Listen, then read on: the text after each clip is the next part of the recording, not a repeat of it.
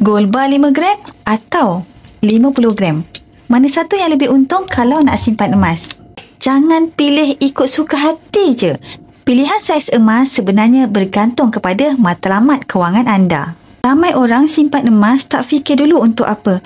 Akhirnya bila perlukan duit cepat, terpaksa jual separuh atau pajak dalam jumlah besar. Simpanan jadi tak efisien, keuntungan pun kurang. Jika matlamat kewangan anda besar, contohnya untuk menunaikan haji, bayar deposit rumah atau simpan untuk majlis kahwin, gold bar 50 gram ini lebih sesuai sebab anda boleh kumpul sekaligus dan maksimumkan keuntungan. Tapi jika matlamat anda kecil atau fleksibel, contohnya untuk simpanan kecemasan, pendidikan anak atau persaraan, gold bar 5 gram lebih tepat. Tak perlu jual atau pajak dalam jumlah besar, jadi lebih mudah. Dengan akaun JP, anda boleh mula simpan serendah RM100 saja. Kumpul sikit-sikit sampai capai saiz emas yang anda nak, sama ada 5 gram ataupun 50 gram.